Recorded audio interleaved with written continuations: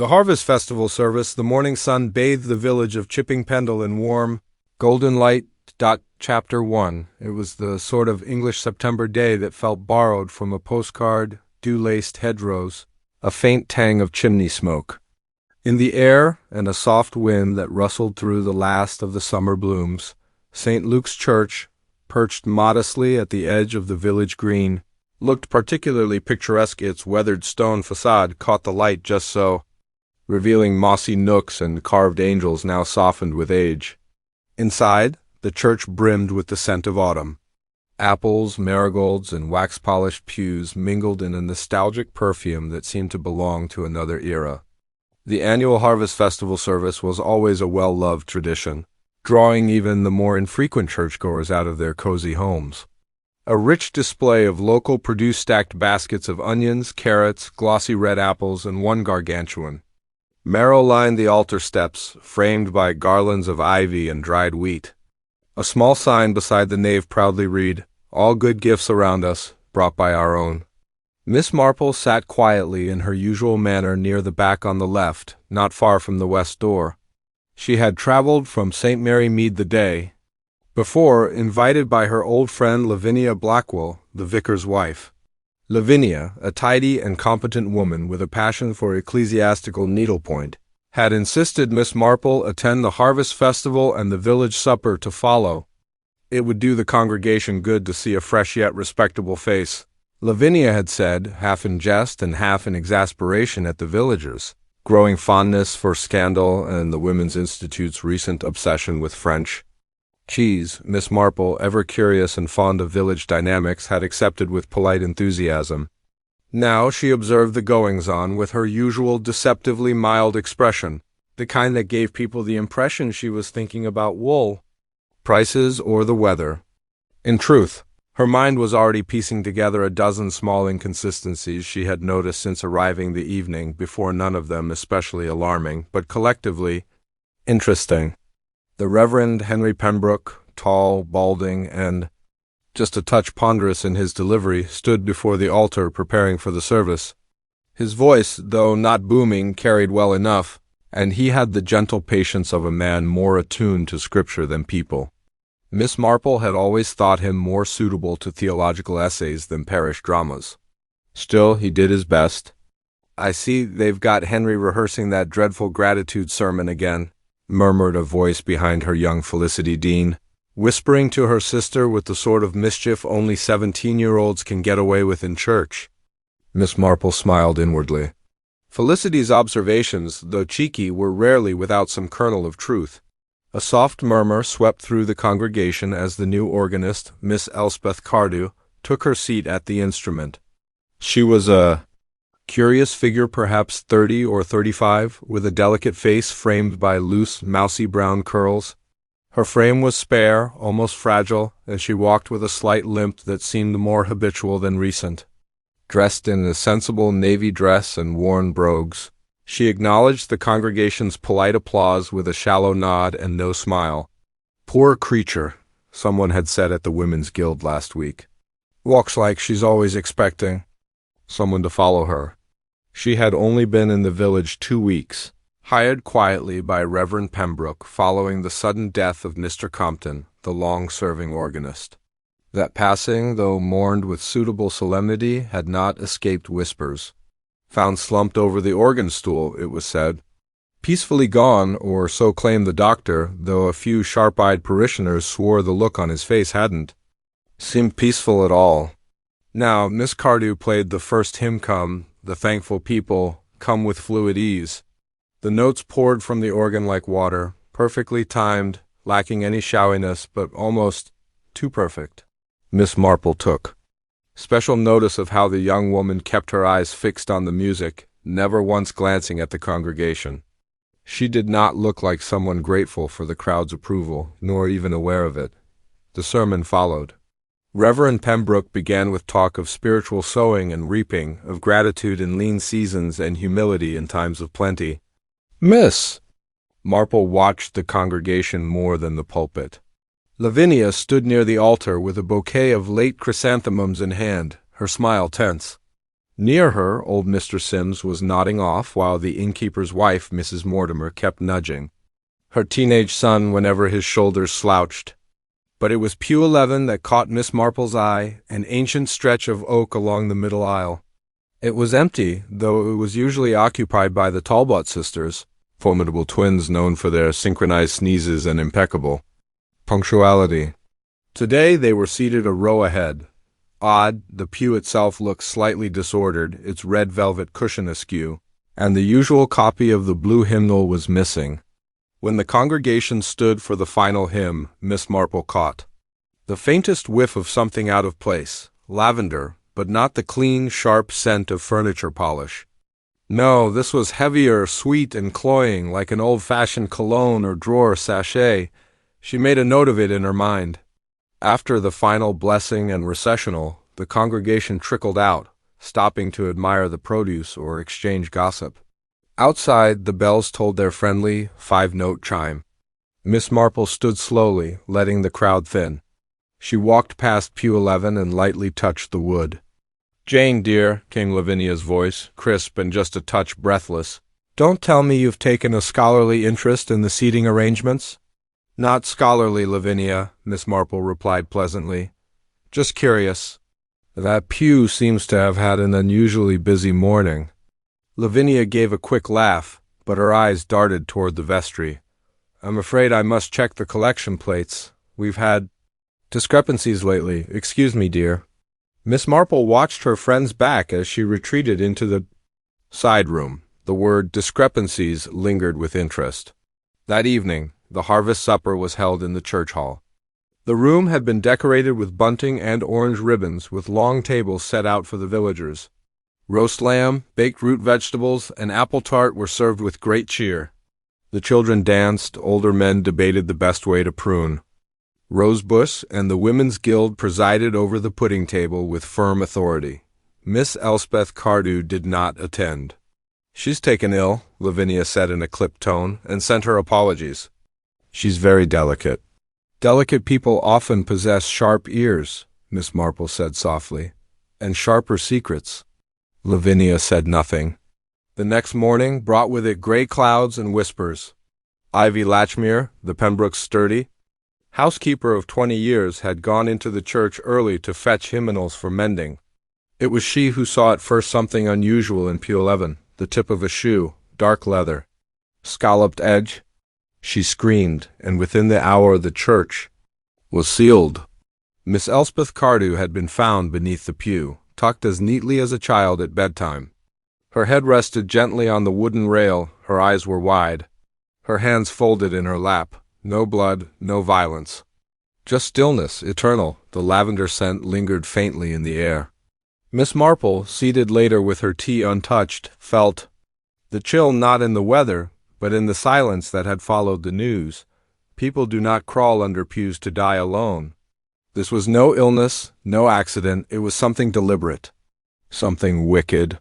And it had chosen the most sacred place in Chipping Pendle to make itself known. The death of Miss Elspeth Cardew was the only subject in Chipping Pendle the morning after the harvest festival. Long before the churchyard had been cordoned off by Sergeant Beckett with his hastily acquired roll of police tape, borrowed, it was said, from the Much Benning Cricket Club's rope shed.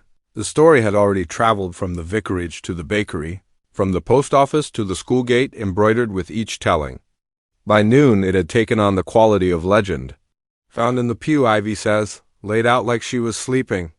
Hands crossed, eyes open. Oh, it gives me the shivers," whispered Mrs. Morton at the butcher's counter. Her voice lowered for drama, but raised just enough for everyone to hear.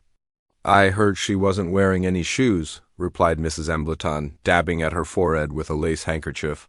"Isn't that peculiar? Who goes to church without shoes?" "No, no," interjected Mr. Pilling, who had only been in the vicinity of the church once that month. "It was just one shoe missing, the left. Disappeared altogether," Ivy said. "Like Cinderella, poor thing." "I dare say Cinderella didn't die in a church pew," muttered Mrs. Weatherby, who always came down harshly on fairy tales. At the village cafe, now a hub of speculative expertise, tables were full of elbows and theories. Cups clinked. Spoons. Stirred tea long since gone cold. It's poison, I bet, said young Nigel Sims, pushing his tea cake around his plate. Some clever little draught in the communion wine, you mark my words. We've read about things like that in the Daily. Sketch. Don't be morbid, Nigel, snapped his mother. Besides, she was the organist. Organists don't drink the communion wine. Miss Marple, seated unobtrusively near the window with her own cup of tea, black unsweetened, listened without appearing to do so. The conversation was loud enough, as always, and she took in every phrase as one might a symphony, some notes jarring, some harmonious. Chapter 2. Early investigation. 2 days had passed since the discovery of Miss Elspeth Cardew's body beneath Pew 11, and the village of Chipping Pendle had begun its slow pivot from shock to speculation and from speculation to unease. The harvest festival wreaths still clung to the church gate, their marigolds now wilted and browned, a weary reminder of celebration turned solemn. Inside the vicarage, Inspector Lennox sat at Reverend Pembroke's solid oak writing desk, a stack of statements gathering in his leather folio. He had already interviewed over a dozen parishioners, cross-referenced several timelines, and even obtained a rather vague report from Lincolnshire regarding Miss Cardew's prior employment. So far, everything remained inconclusive. Transferred. From St. Andrew's, Little Morrow, Lennox muttered, flipping through his notes. No surviving family, no close friends, no prior criminal records. One reference letter unsigned. Merely a typewritten note from someone calling themselves R. He looked up at the Reverend, who was pacing across the study with the habitual fretfulness of a man born to worry. You're certain you never met this R. in person? Lennox asked. Reverend Pembroke shook his head. No, the letter came through the post. It seemed quite genuine, spoke very highly of her musicianship. I suppose I should have verified it more thoroughly, but she played beautifully at the audition, and, well, the position needed filling. Lavinia, seated nearby with a hoop of embroidery in her lap and a neglected cup of tea on the side table, added softly, Elspeth kept to herself, Inspector. Polite, quiet, never overstepped, never caused complaint. Did she form any friendships among the congregation? Lavinia hesitated. Not that I noticed. She was reserved. Withdrawn, perhaps, but not unfriendly. Miss Marple, seated slightly apart with her knitting bag at her feet, looked up from her needles. Her tone was mild, but her eyes were thoughtful. She reminded me of a young woman I once knew in St. Mary Mead, she said. A quiet girl who worked at the bank, left after 2 months. Later, it emerged she had been passing forged checks not for herself, but to settle her brother's debts. She bore the shame silently. I've often thought she wasn't so much dishonest as desperately loyal. Lennox gave her a look that hovered between curiosity and amusement. Are you implying Miss Cardew was involved in something similar? Not at all, Miss Marple replied calmly. Only that one can live an unobtrusive, dutiful life while still carrying the wreckage of past loyalties. The inspector raised an eyebrow but made no reply. Outside, life in Chipping Pendle stumbled onward. The bakery still opened each morning. The postman delivered his letters with grim punctuality. Children returned to school, whispering tales of ghostly organists and haunted pews. But beneath the surface, unease spread like ink in water. It colored every conversation, strained every glance, and quietly unsettled the trust villagers placed in their most familiar faces. One such face belonged to Mr. Colin Hartley, the churchwarden, a man in his 50s, with a well-maintained mustache and an air of permanent disapproval. He had been Elspeth's primary liaison for church affairs and, according to Ivy Latchmere, spoke to her more often than one might expect, given his usual temperament. Miss Marple found him one morning polishing the brass candelabra outside the sacristy, working the metal with an ineffectual cloth. I can't see what all the fuss is about, he said as she approached. Poor girl probably collapsed. Heart trouble. Or nerves. I told the inspector that organ bench is a menace could have triggered something fainting-like. Miss Marple tilted her head. Yet she was found under Pew 11, not at the organ. Hartley flushed. Yes, well, odd place to rest, admittedly. But who's to say what one might do in distress? Indeed, said Miss Marple, though someone folded her hands. Someone did, at any rate. The cloth slipped from Hartley's fingers. He bent to retrieve it. I imagine the inspector will figure it out. That's his job, after all. Yes, Miss Marple said gently, but I often wonder what people might do if it weren't. Later that morning, Miss Marple walked down the Villages. Main Street, pausing at the general store to fetch a spool of gray thread Lavinia had requested. Behind the counter, Mrs. Embleton was engaged in animated whispering with Mrs. Sims. Both women fell abruptly silent at her approach. "Good morning," Miss Marple said pleasantly. "Still no marmalade, I see." "Oh, yes," said Mrs. Embleton hastily. "The lorry's late again. They say there are shortages in Gloucester." Miss Marple offered a benign smile. She had no great attachment to marmalade, but she knew when a conversation had been hurriedly buried. Back at the church, Inspector Lennox had reconvened a smaller group for a midday briefing. The doctor, the churchwarden, and Mrs. Wetherby were present, though the latter had invited herself, claiming moral concern. "The body showed no clear signs of trauma," Lennox explained. "We're not ruling out a medical cause, though a fast-acting poison remains a possibility. There was no evidence of injection, no residue in the mouth, no frothing or bruising." "No bruising?" Mrs. Wetherby asked sharply. "Then how did she end up under the pew?" "That isn't an easy place to arrange oneself in, surely?" The inspector pursed his lips quite. Dr. Beale, the village GP, cleared his throat. "She was, quite thin, and the pew's back is slightly elevated. Conceivably, she could have slipped under it, though not comfortably. And I can confirm she was already deceased when Ivy found her." Miss Marple, who had remained silent until then, asked quietly, "And the lavender?" Lennox turned. "Pardon?" "There was a scent of lavender," Miss Marple said. "Faint, but unmistakable. Not the lavender oil Mrs. Latchmere uses on the benches, something. More perfumed, like sachet powder. I noticed it near pew 11 before the service concluded. It reminded me of something from Little Downham's Chemist, one of those older formulas, sold in glass bottles with faded labels." A short silence followed. "And you are—" Lennox asked, eyeing her. "Miss Marple," said Lavinia. "She's visiting from St. Mary Mead." Miss Marple offered a gentle smile. "I've sat in many pews, Inspector." "And seen more than a few curious deaths." Lennox nodded faintly. "I'll have the scent tested, though I doubt it means anything on its—" "Oh, no," Miss Marple agreed. "Not suspicious, but memorable. And memorable details often matter later on." The inspector's face said he remained unconvinced. Miss Marple didn't mind. She hadn't expected him to be.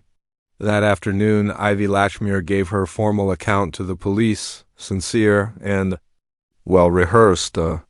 "She weren't there when I locked up after the festival," Ivy said. "I walked every aisle, I always do. I'd best seen her." "She weren't there." "Did anyone have access to the church overnight?" Lennox asked. "Only the Reverend and me," Ivy replied. "Lavinia's got a key too, I suppose. And Miss Cardew was given one, though she said she was afraid of locking herself in. Did she ever stay late?"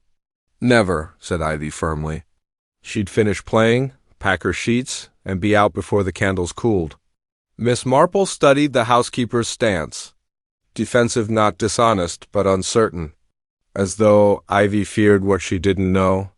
And that, Miss Marple found, was always more telling than what someone claimed to know. That evening, Miss Marple took a solitary walk toward the church. At the lich gate, leaves had drifted into golden piles. The church remained cordoned off.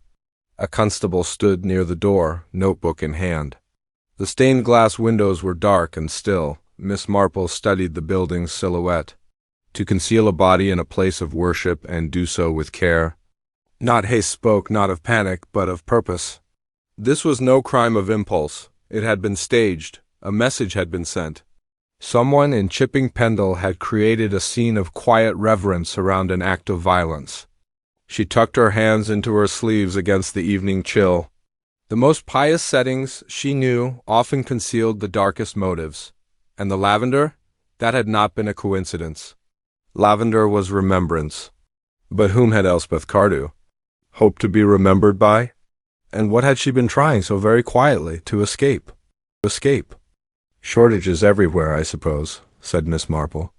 It's a wonder we don't all hoard things like Miss Cardew did. There was a visible flinch in Mrs. Simm's expression. Hoard? She asked. What did she hoard? Oh, just a figure of speech, Miss Marple said airily. Though Lavinia did mention the police found a collection of lavender sachets in her room. Drawers full, dozens of them. That's peculiar, Mrs. Embleton murmured. I suppose, said Miss Marple, accepting her change. Then, again, some people surround themselves with familiar scents to calm their nerves or remember something or someone. She left the shop and made her way slowly to the small cottage where Ivy Latchmere lived. The housekeeper had agreed to meet with her, though not without protest. I don't like going over it again, Miss Marple, Ivy said once they sat with tea. It was bad enough the first time. I can't get the sight out of my head, those eyes, wide open. Like she saw something she couldn't quite believe. Forgive me, Ivy, Miss Marple said gently. But I wondered, when you walked the aisles after the service, did you touch pew 11? No, Ivy said, not specially. I straightened the cushions, picked up a program someone left behind, nothing odd. But the hymn book was missing, wasn't it? Yes, Ivy frowned. That was odd. Reverend Pembroke said he'd seen it earlier. Thought someone must have carried it off. Yet it was found later, Miss Marple prompted, not until Monday. Under the pew, beside the body, Miss Marple nodded slowly. And one shoe missing, the left. Ivy shifted in her chair. You think it means something? I don't know, Miss Marple said truthfully.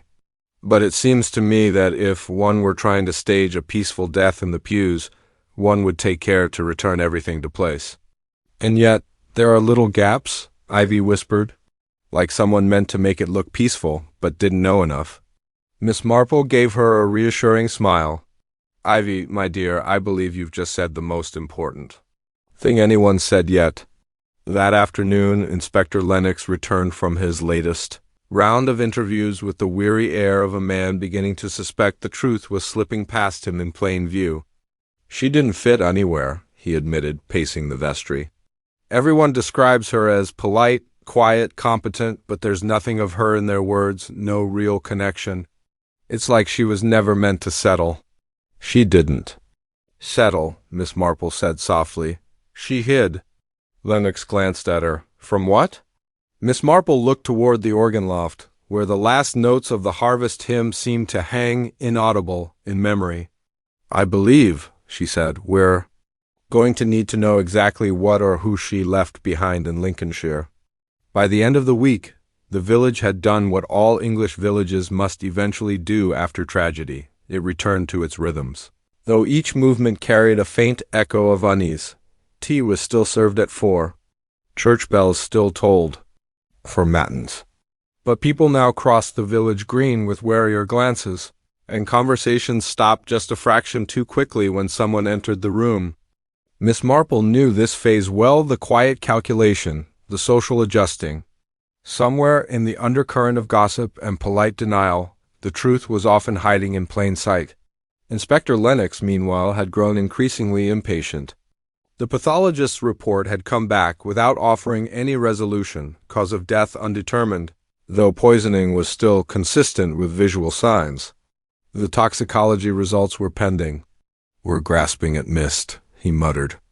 In the vicarage study as he flipped through his notebook.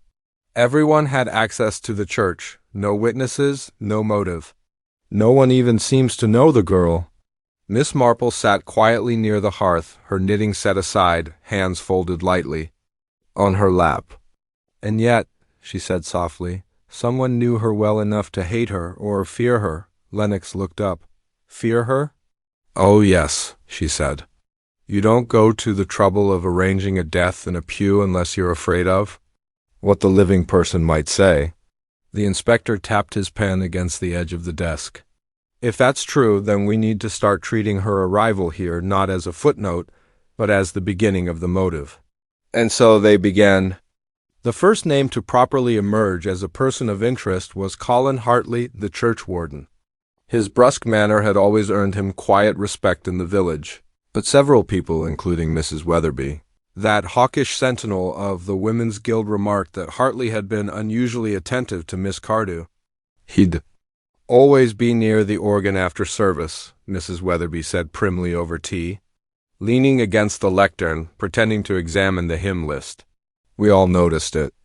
Miss Marple had noticed it too, though what struck her wasn't Hartley's presence but Elspeth's reaction. She never looked directly at him. Her shoulders stiffened. Her playing became more exact, less fluid, as though she were counting the notes, not feeling them. Lennox called Hartley in for questioning at the vicarage. The man arrived in his usual blazer and worn brown shoes, his mustache perfectly combed, his mood faintly irritated. "I didn't know the girl," he said. "I helped her move her sheet music a few times, that's all. It was part of my duty. As church warden, no more than that." "But you spoke to her often?" Lennox asked. Hartley shrugged. "She was new, shy. I thought a bit of friendliness wouldn't hurt. It's a strange building, St. Luke's. Gets cold after dark. I didn't want her feeling isolated." Miss Marple observed him from her corner. "Did you ever visit her room?"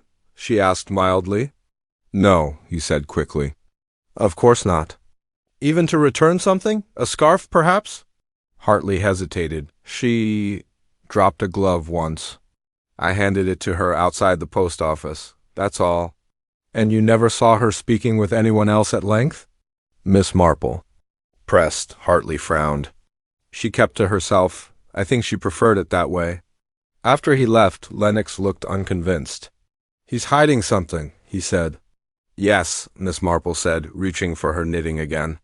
"But I suspect it's not what you think. Go on." "I think Mr. Hartley was fond of her, but I don't think it was returned. And I think he knows that someone else had a stronger claim on her attention, one she didn't want others to see." The second name emerged not from speculation but from observation.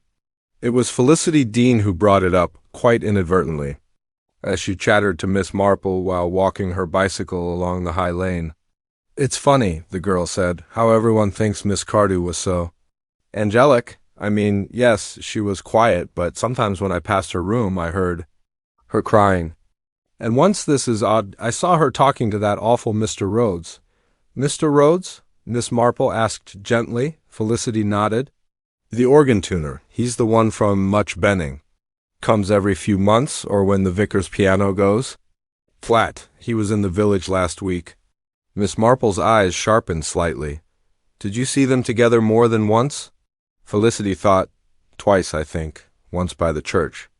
Another time just outside the gate near the old yew tree." She looked upset. He was talking quickly. She wouldn't look at him. Miss Marple thanked her and made a note. That afternoon she mentioned the name to Lennox, who was halfway through interviewing Ivy again. "Rhodes?" Lennox repeated. "He's been in and out of the parish for years. Keeps to himself. No priors, but if he was here that week I'll track him down." It took until the following day to locate Mr. Alfred Rhodes at a rented room over a tobacconist in Much Benning. When summoned to the vicarage, he arrived dressed in a brown coat that smelled faintly of oil and varnish. He was in his 40s, with long fingers and darting eyes. "Miss Cardew?" he said, blinking too often. "Yes, I knew her. Not well, mind you. I tuned the organ just before the festival. She watched me work." "You spoke to her?" Lennox asked. Rhodes hesitated. "We exchanged words." "What sort of words?" "Personal ones," Rhodes said stiffly, "but nothing improper. We had a shared acquaintance from her previous post." Miss Marple interjected softly. "Would that acquaintance be the person whose initials were on her reference letter?" "R.W.?" Rhodes turned sharply. "You read her letter?" "No, but I noticed the initials. You see, typewriters are very reliable except when the ribbon is worn or the spacing shifts." That reference looked oddly aligned in the lower half, just like the bills that came from the organ repair company in Little Morrow. Rhodes's face colored slightly. She didn't want people to know," he said. "She had troubles back there. Thought she was free of them." "What kind of troubles?" Lennox pressed, but Rhodes clammed up. "You'll have to speak to the vicar of Little Morrow. he said finally. "I've already said too much." After he left, Lennox looked at Miss Marple.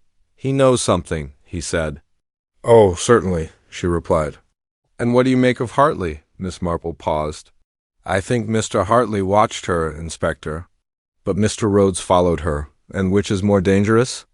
"That," said Miss Marple, "depends on what she was running from and whether it followed her to the pew." Chapter 3. A Hidden Clue. The late autumn drizzle had begun to settle permanently over Chipping Pendle, wrapping the village in a gray shawl of damp stone, muddy paths, and quiet windows. Yet inside at St. Luke's Church all was still. The pews had remained untouched since the constable roped off the sanctuary, and ivy latchmere dusted around them with a reverence usually reserved for saints or tombs. Even the children had stopped daring each other to sneak peeks through the vestry window. Miss Marple stood beneath the carved stone archway, her sensible coat buttoned to the chin, umbrella neatly furled. She had asked and been granted permission to enter the church once more, on the condition that she be accompanied by the constable on duty. But Constable Green, a gentle soul with a weak chin and a fondness for boiled sweets, had soon grown drowsy in the hush and let her wander so long as she remained in sight. She moved slowly through the nave, glancing at the hymn boards, the candles, the brass plaque honoring the first war dead. She paused at pew 11. The cushion had been removed for examination. Only the wooden bench remained, smoothed by time, the grain faintly silvered with age. Miss Marple gazed down at the floor beneath the pew, no longer dusted with ash and wax, but wiped clean by forensic enthusiasm. Yet she saw it. A tiny groove along the lower edge of the pew rail, barely noticeable, but not natural. She knelt, carefully, fingers brushing over it. The indentation was crescent-shaped, only a few inches long, curved and slightly jagged, as though something had been pressed against it repeatedly. Her mind supplied the shape of a buckle, a shoe buckle, perhaps, or a ring. She turned slowly and looked up the aisle. The perspective from here just under the lip of the pew offered a clear view of the pulpit and central aisle. Hidden but not blind, she stood. It wasn't just a hiding place. It was a place from which to watch. That evening, Miss Marple relayed her discovery to Inspector Lennox, who raised an eyebrow but listened attentively. "You think she was under the pew before she died?" he asked. "I think she may have hidden there," Miss Marple replied. "Perhaps more than once. Perhaps not for long, but enough to leave a mark. And perhaps she wasn't the first to use it that way. You think she was watching someone?" "I think someone else used that place to watch her." Lennox frowned, flipping through his notes. "And yet she ended up dead there. That's what troubles me." Miss Marple was silent for a moment. "Sometimes," she said softly, "when people are afraid, they return to the last place that felt safe, even if only by comparison." He looked at her thoughtfully. She was hiding in plain sight, watching from the shadows.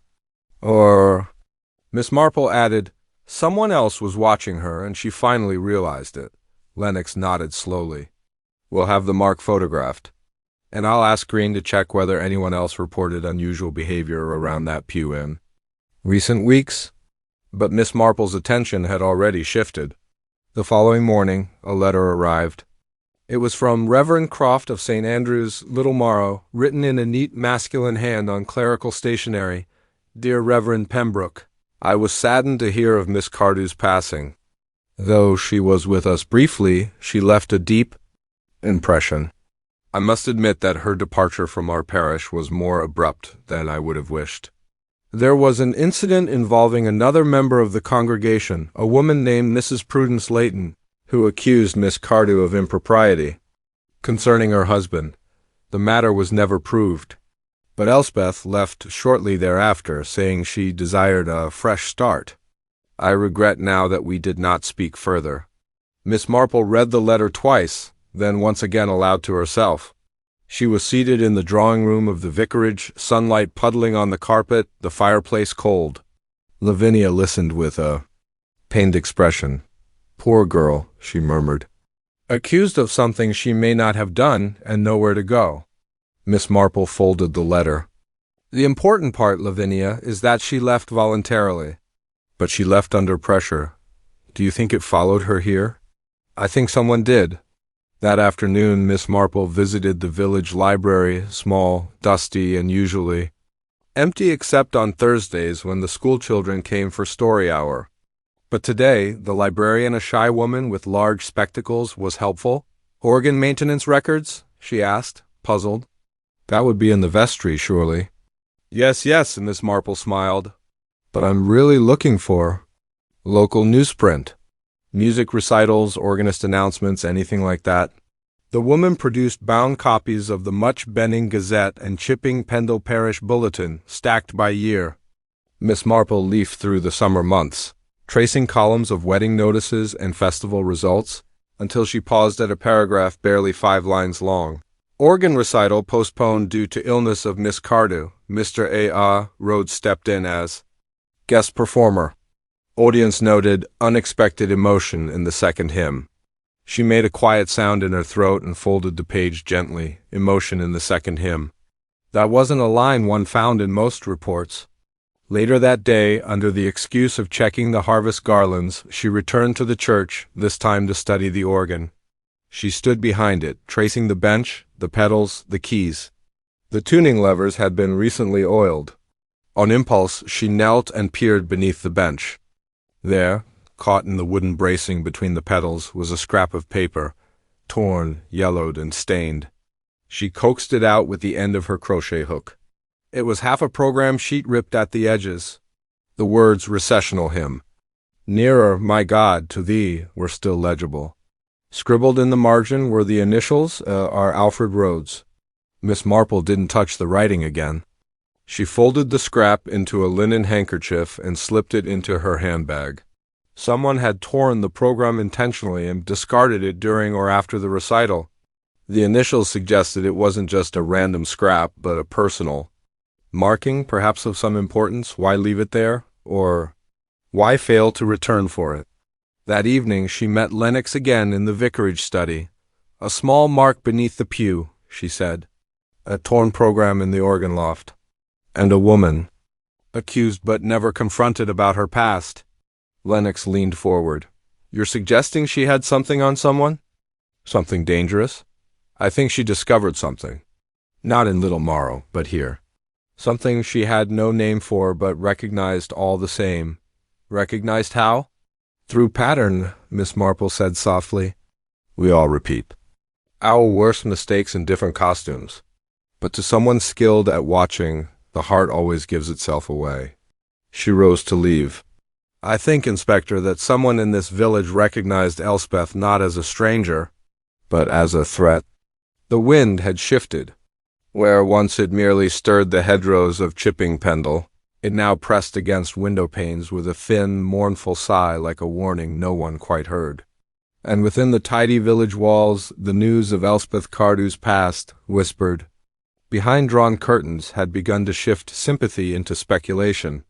"Poor girl, yes," murmured Mrs. Haywood at the post office, handing a tin of barley sugar to young Henry Pritchard. "But you know, it's always the quiet ones, isn't it?" Miss Marple, standing by a basket of Woolworth stationery, made no comment. She had already visited the baker and stopped by the greengrocer without truly needing anything. Her purpose was not to shop, but to listen.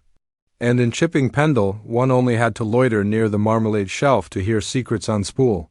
"She was staying at the vicarage, wasn't she?" Mrs. Haywood continued, lowering her voice. "Bit forward," some said. "Bit free?" Of course Lavinia took her in, but Reverend Pembroke, he's too soft-hearted. Miss Marple selected a ball of twine and gave a non-committal hum. "And poor Alfred Rhodes, he's been delicate since the business with his brother?" Mrs. Haywood went on. "I wouldn't be surprised if Elspeth had some connection there. You don't just end up murdered in a church without cause." Miss Marple tucked the twine into her handbag, paid her coins, and stepped out into the rain. Later that day, under the guise of sharing seedling advice, Miss Marple invited Lavinia Pembroke to tea. The younger woman, still tense from the week's events, seemed grateful for the company. "People are starting to talk," Lavinia confessed over Earl Grey. "I suppose they always do. But Elspeth hadn't done anything wrong. Not really. And yet, she hesitated. I suppose I wondered, too, at times. She had a way of seeming more experienced than she let on. She reminded me of a girl I knew in St. Mary Mead, Miss Marple replied lightly. Sweet-faced and helpful. But she had eyes like a trapdoor always hiding something beneath. It wasn't malice, just damage. Lavinia looked down into her cup. She was frightened, she whispered. Near the end. Not of anything obvious. She didn't say anyone had threatened her. But she began locking her bedroom door. I found scratch marks on the frame one morning. Miss Marple's eyebrows rose. Scratch marks? Just at the edge, by the latch. I thought it might be from her keyring or the metal of her handbag catching as she opened the door. But now I'm not sure. Miss Marple set down her teacup slowly. And did she say anything unusual that last evening? Lavinia nodded. She asked me what I believed about forgiveness, about whether someone could change the course of their life. She said she wanted to stop the pattern. The pattern. I didn't know what she meant, but she looked so terribly tired. Miss Marple smiled gently. It seemed she had begun to understand something about herself and about someone else. That evening, Inspector Lennox followed up on Miss Marple's advice and paid a visit to Mr. Alfred Rhodes. The widower answered the door himself, dressed in a worn brown cardigan and tartan slippers. He led the inspector into a drawing-room that smelled faintly of camphor and mint, where a dusty piano rested beside a sideboard of family photographs. Still no news? Rhodes asked, pouring himself a sherry without offering any to his guest. There are always developments, Lennox replied. Mr. Rhodes, I understand you filled in for Miss Cardew at a recent organ recital. Rhodes nodded, glancing toward the piano. A month ago? She fell ill that morning. The vicar asked me on short notice. I'm not much of a performer these days, arthritis, but I managed. Did she seem ill to you? Rhodes hesitated. No, not really. Pale, perhaps, distracted, but not sick. I rather suspected she didn't want to play that day. Something had upset her. Had you quarreled? A twitch in Rhodes's mouth. I hardly knew her. Polite girl, but intense. Lennox tilted his head. We found a torn program beneath the organ bench. Your initials were in the margin. Rhodes's eyes flicked toward the fireplace. I often mark the music I'm playing, force of habit. I must have dropped it. You wrote A, or next to the hymn Nearer, My God, to the A Curious Hymn to Mark? Rhodes said nothing. Lennox let the silence sit. Then, Mr. Rhodes, had you ever met Miss Cardew before she came to Chipping Pendle? Rhodes turned sharply. What do you mean? Before, perhaps in Little Morrow, or elsewhere. No, never. But his voice caught just slightly on the last syllable. Thank you, Mr. Rhodes. That will be all for now. When Lennox recounted the conversation to Miss Marple later that night, she merely nodded. He lied, Lennox said plainly. Oh? Yes, Miss Marple agreed. But he's lying about the wrong thing. He wants you to believe he never knew her. But his reaction wasn't guilt. It was fear. Fear of exposure? No, Miss Marple said softly. Fear that something she knew might still be out there. Meanwhile, another confrontation was unfolding in the shadows of the church itself. Young Emily Fothergill, the maid who cleaned the sanctuary on weekday mornings, had been questioned early in the investigation, but now she stood in the vestry, arms crossed, facing Reverend Pembroke and Lavinia. I didn't mean to lie, she said quietly. It's just people don't take you seriously when you're only 17. Emily, Lavinia said gently, what is it? I saw someone, Emily said, the night before Miss Cardew died. Around 8:30. I was walking back from my aunt's and I passed the church. The lights were off, but I saw someone slip through the side gate, tall, wearing a long coat. Could you see who it was? No, ma'am. But I heard something, whistling, a hymn. The old rugged cross, I think. The vicar turned pale. That was Edward's favorite, he murmured, my brother. There was a silence. Emily added, I think Miss Cardew had gone to meet someone. She always left her scarf on the hook by the vestry door when she was there. But that night it was gone. Miss Marple sat in her parlor that evening with a notebook open, though she wrote nothing. Her mind was too full. There was now too much a broken program, a marked pew, a night visitor, a scarf gone missing. Too much, unless it all belonged to one pattern. A pattern that didn't begin with Elspeth's arrival, but with someone else's guilt, long buried and newly awakened. As she reached for her teacup, a sudden thought surfaced. What if Elspeth Cardew wasn't the only one hiding in the church? That night? Chapter 4 *. Another twist the next morning broke clear and cold. A pale sun filtered through the mist rising from the village green, but the crisp light did little to warm the mood that had settled on Chipping Pendle. The church doors remained closed, the pews unoccupied, and the silence carried a peculiar weight like breath held too long. Miss Marple, bundled in her charcoal gray coat, made her way down the cobbled lane toward the vicarage.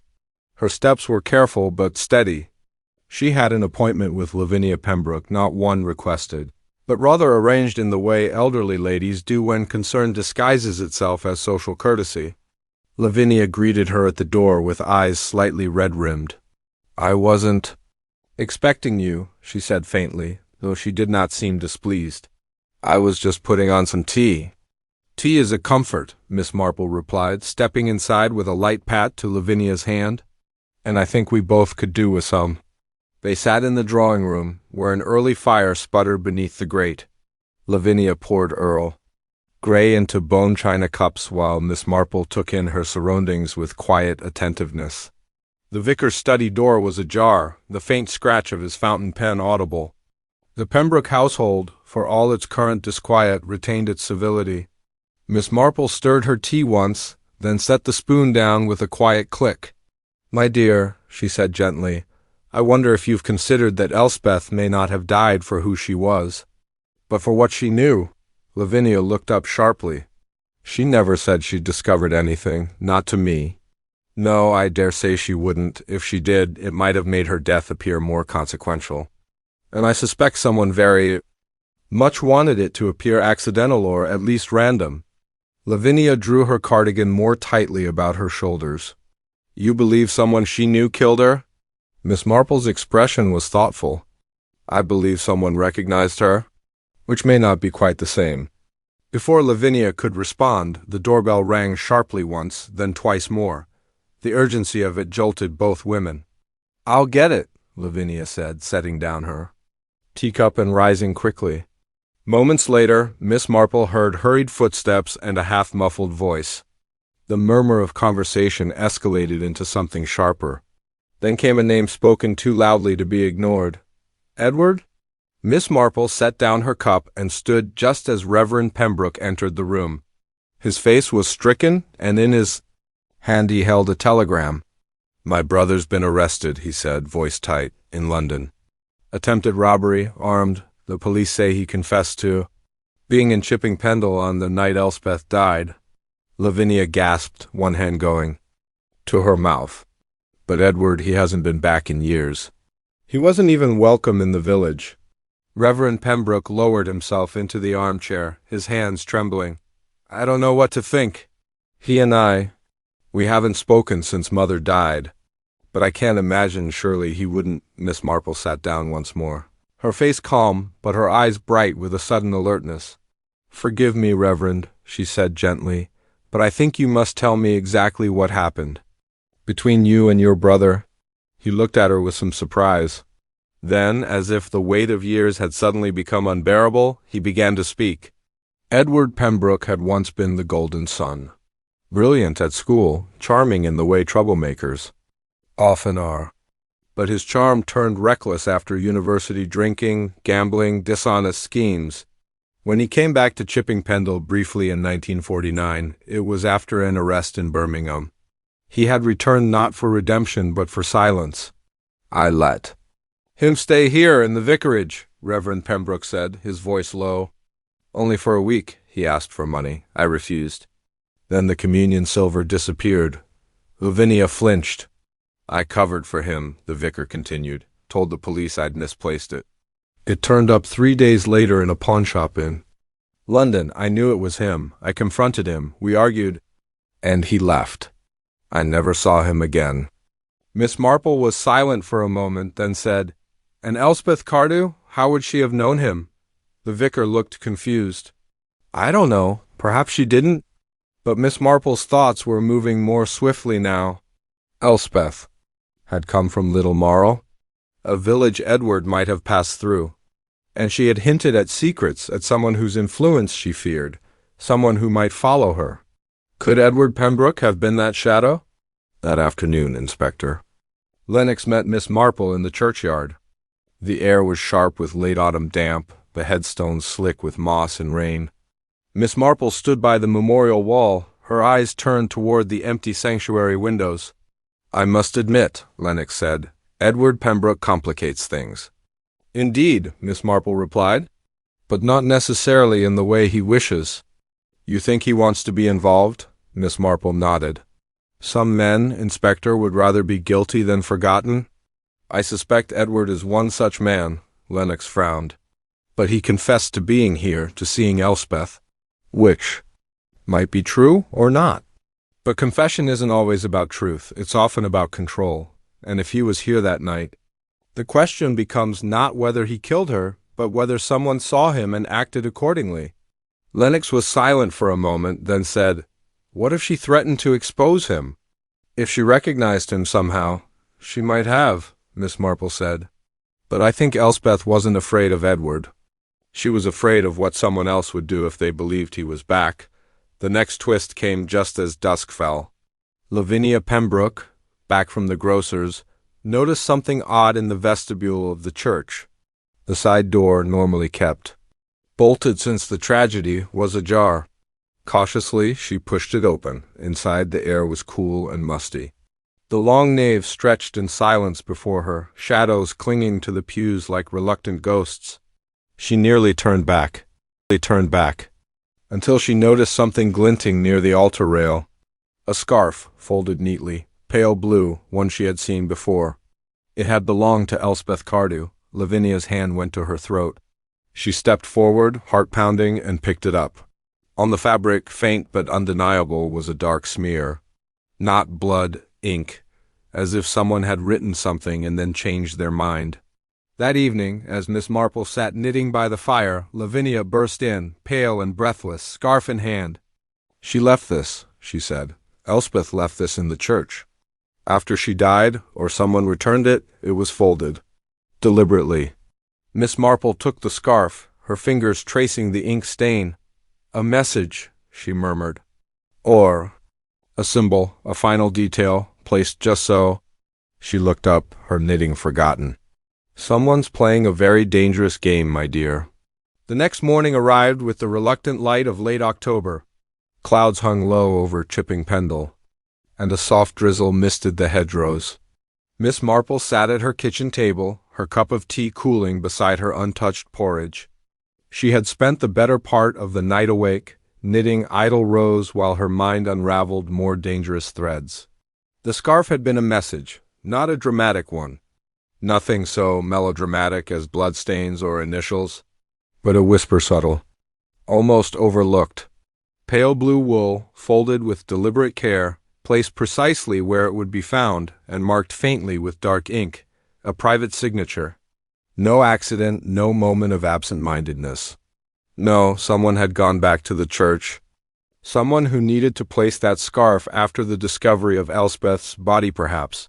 Even days later long enough to measure the stir of suspicion, the wind of gossip, and decide what would help and what would hurt. Miss Marple knew something else as well. Only someone connected to the church could have left it there without being seen.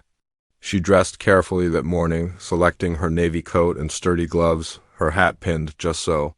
She looked, as always, entirely like herself, an unremarkable village spinster with a mild expression and unshakable calm. But behind her eyes, calculations turned quietly. Today she would test her theory. By mid-morning, the vicarage drawing. Room was warm with the scent of baking scones and lemon polish. Lavinia had insisted Miss Marple stay for tea after her gentle suggestion that perhaps, just perhaps, she might call upon 1 or 2 members of the choir for a little gathering. Nothing official, she had said to Lavinia the night before, just a quiet conversation among those most affected, Elspeth's friends. And so they came, one by one, Beatrice Lumley in her cloche hat and sensible shoes, with hands that trembled slightly despite her stern demeanor, Mr. Finch, the choirmaster, who had grown more gaunt in the week since the funeral, as if the grief had whittled away his appetite, Ruth Ellingham, eyes sharp, behind wire spectacles, and her younger sister, Nancy, reluctant and fidgeting. They sat in the drawing-room with teacups balanced on their knees, exchanging polite murmurs about weather, hedges, and the new postmaster's appalling handwriting. Miss Marple, knitting in hand, let the room settle before speaking. "It's a strange thing," she said, as if to no one in particular, "about Elspeth's scarf. The pale blue one. Lavinia found it, you know." Ruth's hand twitched slightly. Nancy glanced at her sister. "Didn't the police take all her belongings?" Beatrice asked, furrowing her brow. "Oh, they did," Miss Marple replied pleasantly, "which is what makes this so peculiar. The scarf wasn't among her things. Yet it turned up just yesterday, folded quite deliberately in the church." There was a beat of silence, the kind that tastes faintly of unease. "I suppose someone found it elsewhere and returned it," Mr. Finch said. His voice was steady, though his eyes flicked toward Ruth. "I rather think," Miss Marple said softly, "that it was meant to be found. Just not by the police." Nancy Ellingham set down her teacup with an audible clink. "Why would anyone do that?" she asked. "Leave something like that after she was gone?" "Oh," Miss Marple said, her voice still mild, "perhaps to redirect suspicion. Or to subtly accuse. Ink, you know, is a strange thing to find on a wool scarf, especially when no inkwell had been spilled. There it was, a small thing, a feather dropped in a still room, but Ruth flinched, just slightly, a nearly imperceptible reaction, but one Miss Marple saw all the same. Beatrice spoke next, her voice more guarded. "Elspeth wasn't the sort to play games." "No," Miss Marple agreed. "But someone else might have been. Someone who knew that the police were closing in. Someone clever enough to leave a faint scent of another trail, just in case." The room chilled subtly, though the fire crackled on. "Still," Miss Marple went on, "it won't be long before the inspector traces the ink. It was a very specific kind, you see. Not from a modern pen, something older, more personal. A fountain pen, perhaps. Or one of those little bottles of Parker Quink kept in church vestries." Ruth stood suddenly, setting her cup down with an abruptness that sent a tiny splash of tea onto the saucer. "I don't see how this concerns us," she said tightly. "We've told the inspector everything. None of us saw anything. And dredging it up again won't bring Elspeth back." Miss Marple looked up at her with kind eyes. "My dear, I never meant to accuse, only to observe. It's a failing of mine, I suppose. I see things and put them together." Ruth flushed and looked at Lavinia. "Thank you for the tea," she said shortly, and turned on her heel. Nancy rose quickly and followed her sister out, offering Miss Marple a confused half-curtsy as she passed. When the door closed behind them, Beatrice muttered, "Well, that was dramatic." Mr. Finch exhaled deeply and looked at Miss Marple, with narrowed eyes. "You're not just an old woman with knitting needles, are you?" Miss Marple smiled faintly. "No, Mr. Finch, I'm also quite good at reading faces." That evening, as the rain returned and the lamps flickered behind frosted windows, Inspector Lennox met Miss Marple at the post office. She handed him a folded slip of paper. "What's this?" "The address of a chemist's shop in Market. Cleve," she said. "They sell old-fashioned bottled ink. Ruth Ellingham ordered some last Tuesday." Lennox looked up. "You're sure?" She used the postmistress's phone. Poor Mrs. Ray has the memory of an elephant and the ethics of a sieve. "And the scarf?" "I believe Ruth found it in Elspeth's music bag and held on to it until she grew frightened. Then she planted it, trying to draw attention away from someone else. Possibly Nancy, possibly herself. Either way, the fear was real. And your little gathering today? Wasn't it obvious?" Miss Marple smiled. "I only needed to see which of them flinched when I mentioned the ink." As the rain pattered softly against the window panes, Miss Marple sat once again by her fire, her knitting folded neatly on her lap. Outside, the village prepared for another sleepless night. But inside her tidy sitting room, calm had returned. The trap had been laid. Someone would panic. Someone already had. And the truth, long hidden beneath the surface of respectable lives and rehearsed alibis, was beginning to rise. Chapter 5. The reveal the next morning dawned wind-bitten and damp. A fine mist curled across the churchyard like a shroud, and the stone angels that marked ancient graves looked oddly judgmental beneath the gray sky. Inside the vicarage, Inspector Lennox stood at the drawing-room window, staring out over the sloping garden. His coat was damp, his collar turned up. He had arrived before breakfast, summoned by a brief but firm message from Miss Marple. "Come before 10. I believe the matter is nearly at its end." When she entered the room, she did so without ceremony. She carried no bag, no papers, no dramatic pronouncement, only a quiet air of certainty that Lennox had learned to respect. "They're coming," she said simply, sitting in the same armchair she'd used the day before. "I asked Lavinia to invite them. No fuss, just another little gathering." Lennox glanced at his watch. "You really think the guilty party will show?" Miss Marple gave a faint smile. "The guilty nearly always do. They want to see if the net is closing. And there is always the hope that the rest of us are fools." The doorbell rang at precisely 10 o'clock. Lavinia opened it herself. The first to arrive was Nancy Ellingham, her cheeks pink with cold and confusion. "Ruth's not feeling well," she murmured. "She's resting." Miss Marple's eyes sharpened. "I hope it's not serious." Nancy hesitated. "She's just tired. She didn't sleep well." Beatrice came next, followed closely by Mr. Finch. The three of them settled uneasily into the same chairs as before, clearly unsure of the purpose of this repeat performance. "Is this about Elspeth?" Beatrice asked eventually, her tone edged with defensiveness. "Yes," Miss Marple replied. "And I believe we're finally in a position to understand what really happened." Mr. Finch cleared his throat. "If I may, Miss Marple, what makes you so certain?" "The inquest returned an open verdict, and the police have found no further evidence." Inspector Lennox stepped forward at that. "Actually," he said, "we've been reviewing new testimony and additional material, including a sample of ink linked to an order placed by Miss Ruth Ellingham." Nancy turned sharply. "But that was for a school project." Ruth was helping the church archivist. "Indeed?" Miss Marple's voice was light. "And yet Elspeth's scarf, when found, bore traces of that exact ink. A curious coincidence, don't you think?" Nancy opened her mouth, then closed it again. Her hands twisted nervously in her lap. "There's something else," Miss Marple continued. "Something more human than chemical. I wondered why Elspeth was so distraught the last few days before her death. Something had upset her deeply, something personal. She was always sensitive," Beatrice said, but her voice lacked conviction. "Yes, but Elspeth had grown stronger over the last year. She'd weathered cruel gossip before. This was different." Miss Marple leaned forward slightly. "Someone told her a secret, a terrible one, and she didn't know what to do with it." There was a long pause.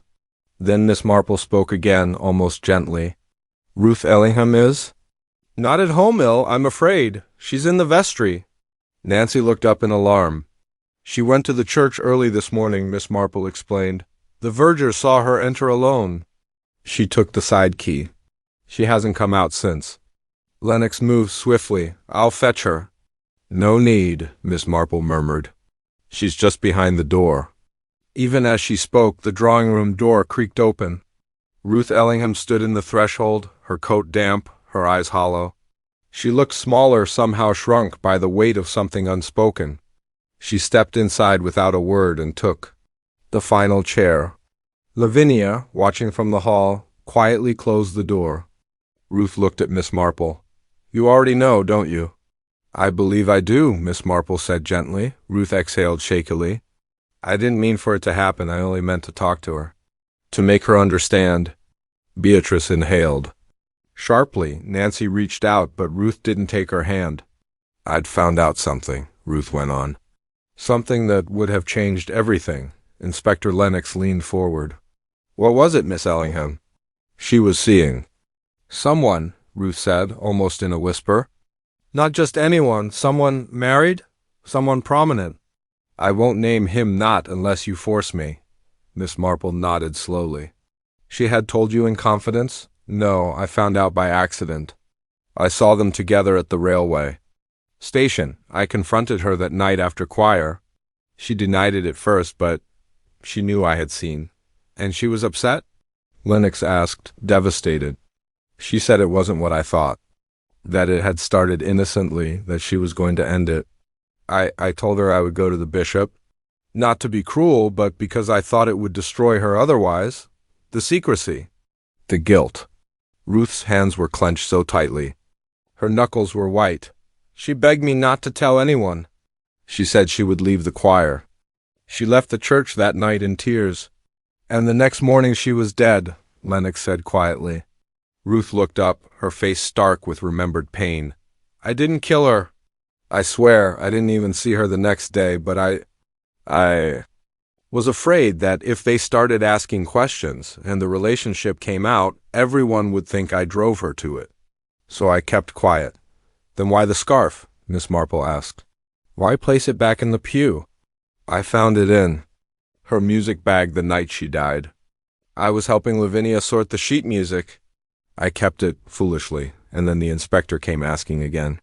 The gossip was starting, and I panicked. I thought if I placed it where she always sat, it would look like she forgot it. That she hadn't meant to." Her voice trailed off. Inspector Lennox regarded her gravely. "Miss Ellingham, withholding evidence." "I know," she said. "Charge me if you must." "I only wanted to protect her." There was a long silence. Then Miss Marple spoke softly. "She didn't take her life, Inspector." Lennox looked sharply at her. "You're sure?" "She was planning to leave," Miss Marple said. "She told the vicar's wife she was going away. She had ordered new luggage from the catalogue.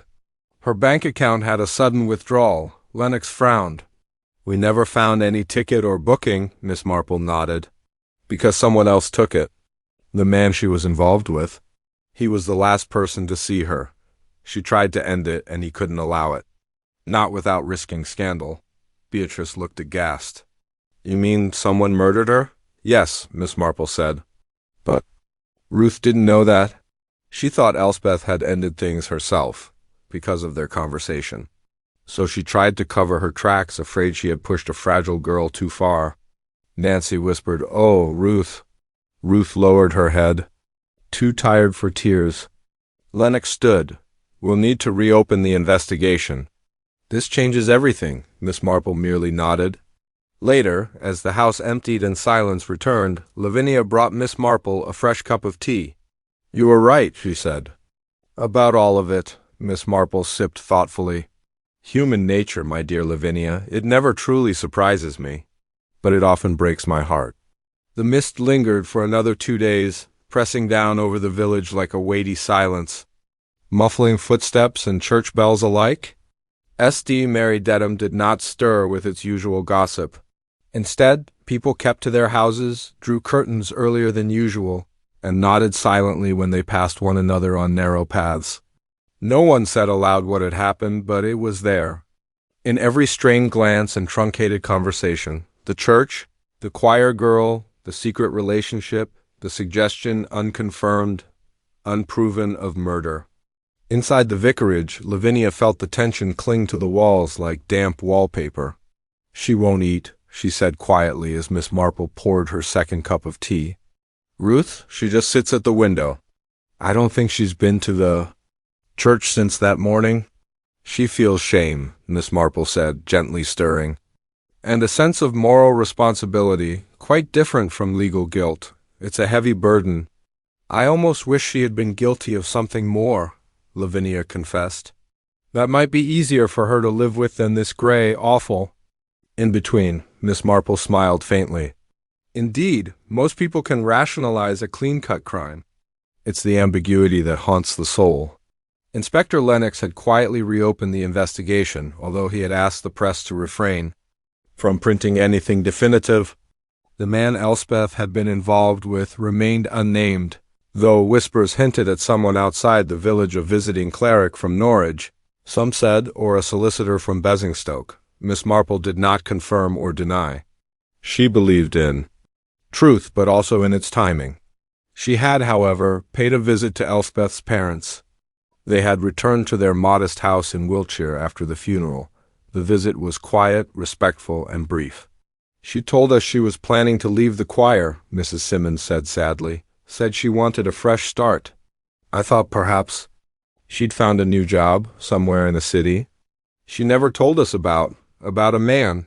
"She may not have," Miss Marple replied. "Not all burdens are shared with those who love us. Sometimes we conceal things precisely to spare them pain." Mr. Simmons sat in silence through the visit, eyes trained on an unopened book in his lap. He didn't speak until Miss Marple rose to leave. "She was a good girl," he said suddenly. "Not perfect, but good, that matters." "Yes," Miss Marple said. "It does." In the village, meanwhile, the gossip had grown quieter, but more dangerous in its precision. It was not loud speculation now, but private deduction. Those who had previously dismissed Elspeth as fragile now praised her sweetness. Those who had ignored Ruth's intensity now wondered whether it had bordered on obsession. And a few those who noticed the details others missed asked discreetly if Miss Marple knew who the man was. "She knows everything," Beatrice said bitterly one morning at the greengrocer's, "but she only tells what suits her." "She tells what's right," Nancy replied, selecting a bruised apple. "Which isn't always the same as what people want to hear." "You still defend Ruth?" Nancy turned. She was trying to help Beatrice. She thought she was doing the right thing. It's more than I can say for most. The two women held each other's gaze for a long moment, before parting without further comment. That same evening, Ruth finally emerged. She walked to the church just after sundown, wrapped in her long gray coat, hair pinned tightly, face pale but set. Miss Marple, seated on the green bench across from the vicarage garden, saw her cross the square. She did not enter through the nave doors, but circled to the vestry side, the same door she had used that fateful morning. She held something in her hands, a folded white envelope. 15 minutes passed before the doors creaked open again. When she returned to the square, she looked older. Not merely tired, but aged in the way one only becomes after losing something that had once been fundamental to their sense of self. Miss Marple stood as she approached. Ruth hesitated, then came and sat beside her. "I left a letter on her." "Pew," she said softly. Miss Marple inclined her head. "Not to ask forgiveness," Ruth added. "That would be selfish. Just to say I was wrong, and I'm sorry." "That's worth more than you know," Miss Marple replied. "Especially from someone who means it." Ruth gave a faint, brittle laugh. "You're very sure of things, aren't you?" "Not always," Miss Marple said. "But when one has spent as much time as I have observing people really observing one, begins to see that most disasters come not from malice, but from fear." Ruth nodded. "Yes, that's exactly it. I was afraid." They sat in silence a while longer. The sky was slowly clearing, a few stars winking out from behind retreating clouds. "Will you stay here, Ruth?" Miss Marple asked gently. "I don't know yet," she answered. "I might go away for a while, just to breathe, but I want to come back." "If the village will have me," Miss Marple smiled. "Villages are like people, they're quick to judge, but slow to forget. Give them time, and give yourself some too. 2 days later, the Sunday service resumed as usual. The pews were filled, if a little quieter. Elspeth's place remained empty, her choir robe no longer draped across the seat.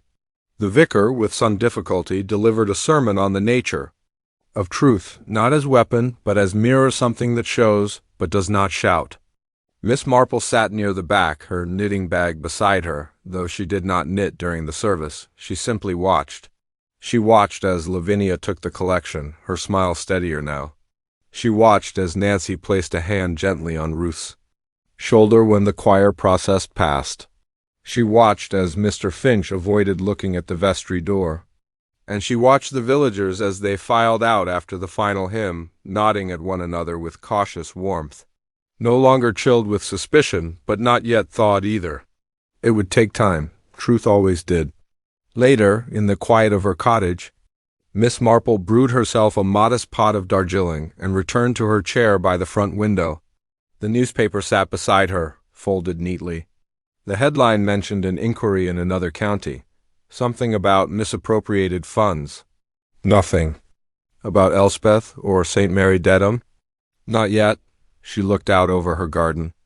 The chrysanthemums had started to bloom pale yellow, delicate, determined, as if the ground, having absorbed sorrow, had decided to offer something gentle in return. Miss Marple took a sip of tea and closed her eyes. Another secret had surfaced, another hurt untangled. And yet, as always, she suspected that not everything had been revealed.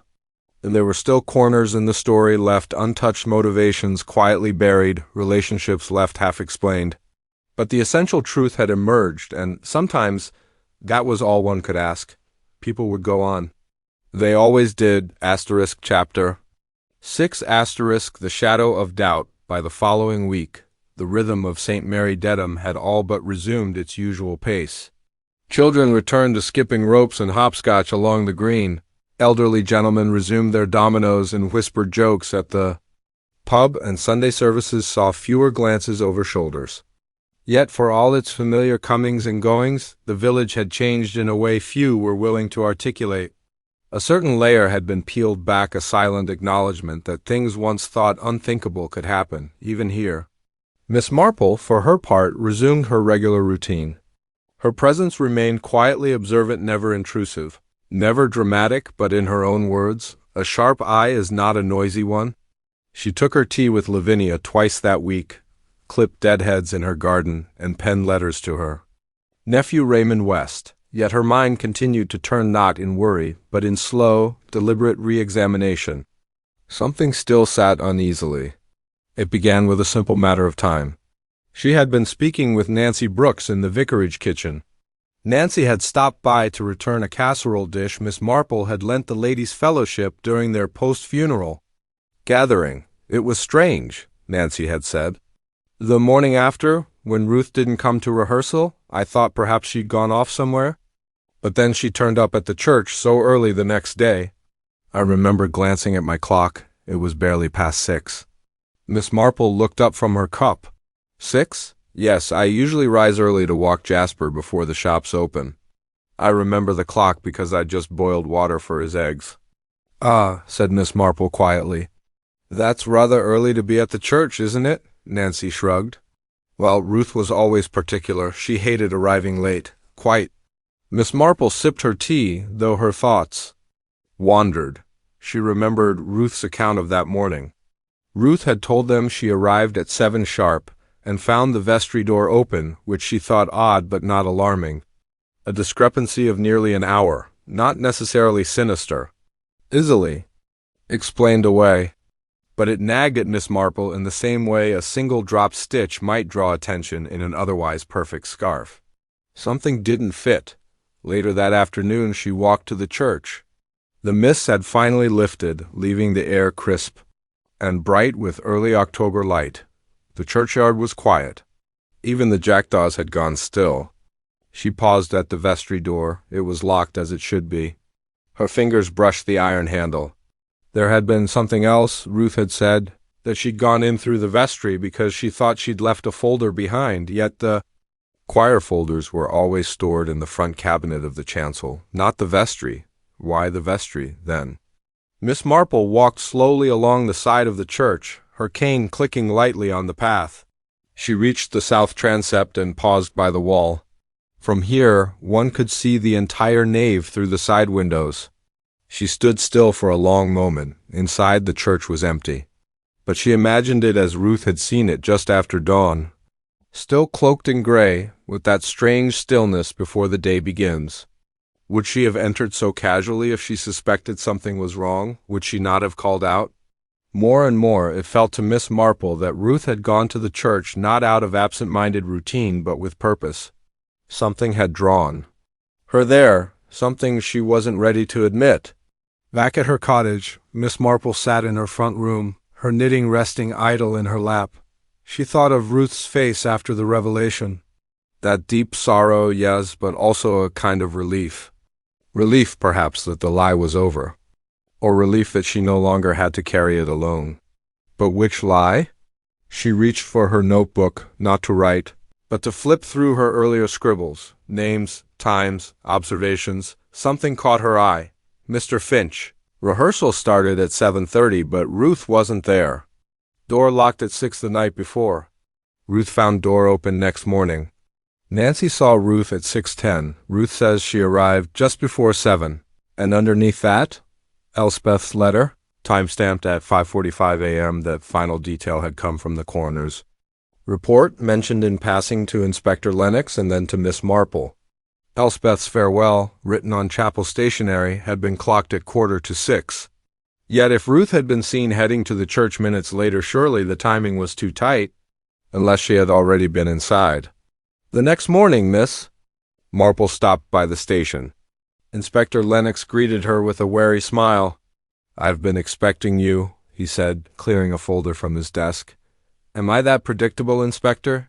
"No," he said, "but you never reappear unless something still bothers you."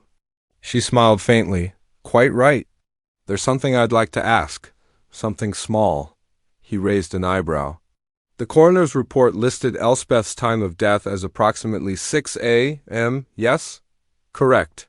The pathologist based it on body temperature and state. Not an exact science, of course. But the letter she wrote, was there any indication whether she posted it? No, it was found torn beside her handbag. She likely changed her mind. Miss Marple nodded. And the key? The vestry key? Yes, found in Ruth's coat pocket. Miss Marple tilted her head. Did Ruth explain how she came by it? She said she kept one for emergencies. The vicar confirmed she did. And the key found in the door? There wasn't one, Lennox replied, frowning now. Door was ajar, no key in the lock. Indeed, said Miss Marple. That's what I thought. She stood, collecting her handbag. You think something's off? Lennox asked. Miss Marple paused. I think sometimes people tell the truth, just not all of it. The part they leave out is often the most important. She walked slowly back through the village, her cane tapping rhythmically. Her thoughts were no longer muddled, but sharpening into a shape one she could almost name. Why would Ruth have lied about the time? Why would the door be ajar yet the key in her pocket? Why did Elspeth write a letter only to tear it up? Why did Ruth go to the vestry instead of waiting with the rest of the choir? Why indeed did Ruth return at all? Miss Marple reached her gate and turned once more toward the church. Its bell tower loomed quietly against the sky, still and imposing. The village believed the worst was over. But Miss Marple, ever attuned to the tiny rifts in human behavior, felt the wind shifting again. Something still remained beneath the surface, something unsaid. The following Sunday afternoon found Miss Marple walking the familiar path to St. Mary Dedham's Church. The sun was a pale orb behind thin clouds, casting a soft light over the village roofs and hedgerows. The churchyard was quiet, save for the occasional rustling of dry leaves carried on a gentle breeze. Miss Marple had arranged a private meeting with Ruth Ellingham. After the earlier revelations, the atmosphere between them was tentative but sincere, a fragile bridge slowly being rebuilt on the foundations of truth. Ruth was waiting near the church door, her coat drawn tightly about her, cheeks flushed from the chill. Her eyes held a new steadiness, as though she had come to terms with some portion of her grief. But Miss Marple knew better than most that sorrow rarely comes in simple packages. I thought it best, Ruth said quietly, to speak somewhere private, where we wouldn't be interrupted. Miss Marple inclined her head, stepping inside the nave. The wooden pews gleamed softly beneath the muted light filtering through stained glass. The faint scent of old cedar and candle wax hung in the air. Shall we go to the choir loft? Miss Marple suggested. Ruth hesitated. Yes, I think that would be best. The narrow staircase creaked under their feet as they climbed to the loft above the nave. From here, the entire church stretched beneath them like a silent cathedral of memories. The worn wooden benches, the altar draped in white linen, the flickering candle holders, all witnesses to secrets and confessions long since buried. Ruth seated herself on the edge of the bench, her hands folded tightly in her lap. Miss Marple settled beside her, the two women silent for a moment as they took in the solemn beauty of the place. Finally, Ruth spoke. "There's something I didn't tell anyone before." Miss Marple's gaze was gentle, encouraging. "It's about the night Elspeth died." Ruth swallowed hard. She had been afraid. Not just of what would happen if the relationship came out, but of someone else. Someone who had been watching her. Miss Marple listened intently, knitting her brows slightly. Elspeth had mentioned just once that she thought someone was following her. Not in a cruel or threatening way, but in a way that made her uneasy, like a shadow behind her steps. Ruth's voice faltered, and Miss Marple reached out to touch her hand lightly. "Do you know who it was?" she asked softly. Ruth nodded. "Yes, it was the vicar." Miss Marple's eyes widened imperceptibly. The vicar, a gentle man with a reputation for kindness and steadiness, seemed the last person to fit such a role. "Why didn't you say this before?" Miss Marple asked carefully. "I didn't want to believe it," Ruth admitted. "He was respected, trusted, but he had taken an interest in Elspeth. At first, it seemed innocent enough offering to help with choir music, giving her rides home when she missed the bus. But there were times he'd appear when she least expected it, at the market, at the post office. Always watching, always smiling, but too closely. Elspeth thought it was strange, but she didn't want to upset anyone." "Missa." Marple nodded slowly. "Did she say anything to you directly about it?" Ruth's eyes filled. "Once," she said. "If only he'd stop watching. If only he'd leave me alone." And then she laughed, like it was nothing, but it wasn't nothing. The two women sat in silence, the quiet punctuated only by the creaking of the old beams and distant birdsong. Later, as they descended the staircase, Miss Marple pondered the implications. She had long suspected the vicar's involvement not in the crime itself, but in the undercurrents that had pushed Elspeth toward despair. The shadow of surveillance, the weight of a secret kept from the entire village, had been an unseen pressure. Back in the nave, they found Lavinia placing fresh flowers by the altar. She greeted them warmly, but looked curiously between the two women. Miss Marple decided to share what she had learned. "It seems Elspeth's troubles were more complicated than we thought," she said carefully. "There was a present someone whose attentions unsettled her." Lavinia's face paled. "The vicar?" Miss Marple nodded. "It seemed so." Lavinia's hands trembled. "I had no idea. Father Thomas always seemed so gentle."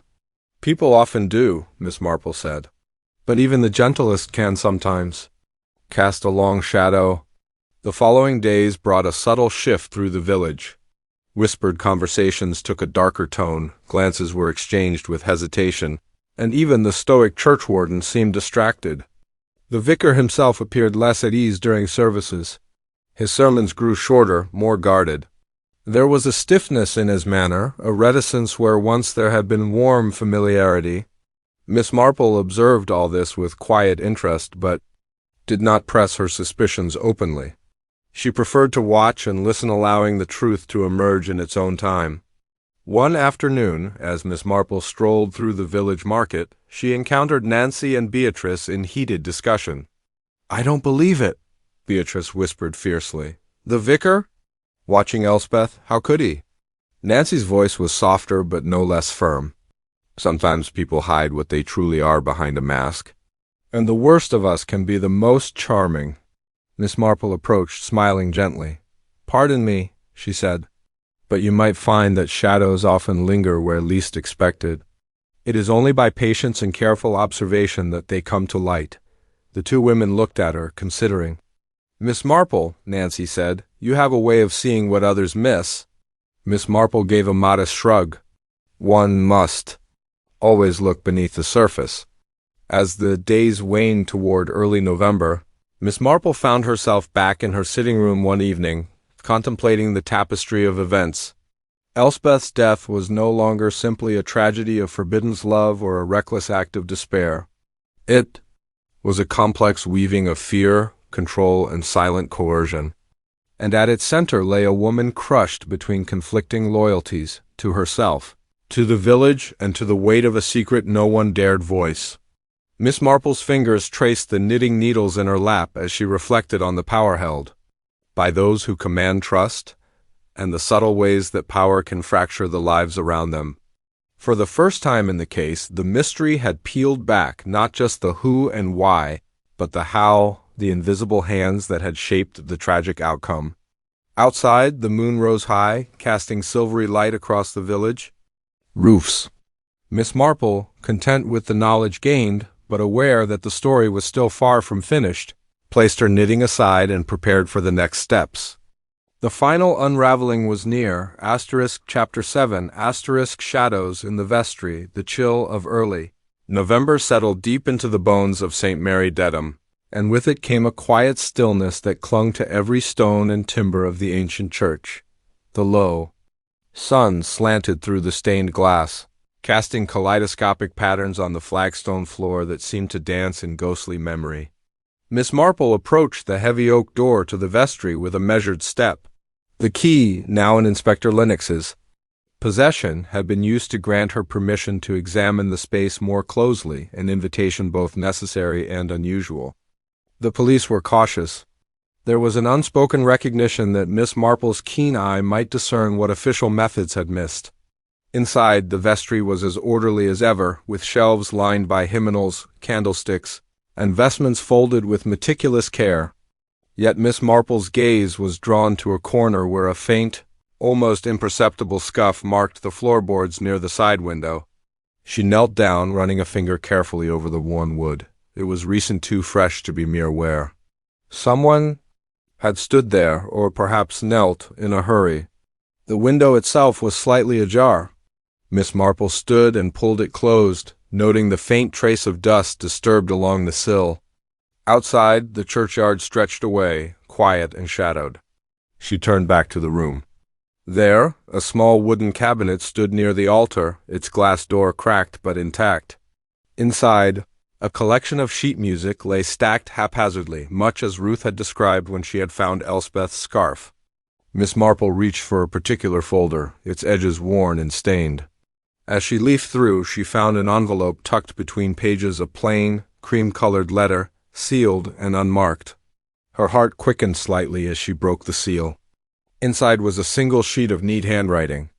Dear Lavinia, if you are reading this, it means I am no longer able to say these words in person. I am sorry for the pain I may have caused, and I hope you will understand that my silence was not out of spite but fear. Please look after Ruth. She is more fragile than she lets on. And remember, the church is a place of refuge, even when shadows gather. With all my love, Elspeth. Miss Marple's fingers trembled faintly as she folded the letter and tucked it carefully back into the folder. It was a testament to Elspeth's inner turmoil, her fear, her resignation, and her lingering hope for those she loved. Just then, the vestry door opened softly. Inspector Lennox stepped inside, nodding to Miss Marple. I see you've made yourself at home, he said with a half-smile. I was just reading something, she replied. A letter from Elspeth. It confirms much about her state of mind. Lennox frowned slightly. We hadn't known this letter existed. It was well hidden, but it speaks volumes about her fear and the burdens she carried. They moved together to the window, now securely closed. Miss Marple, Lennox began, I have to admit, your insights have pushed this investigation into places we hadn't thought to look. Miss Marple's eyes twinkled. That is often the way with human nature, Inspector. The answers lie where we least expect. Their conversation was interrupted by footsteps in the church corridor. Lavinia appeared, her face pale but resolute. I heard you were here, she said softly.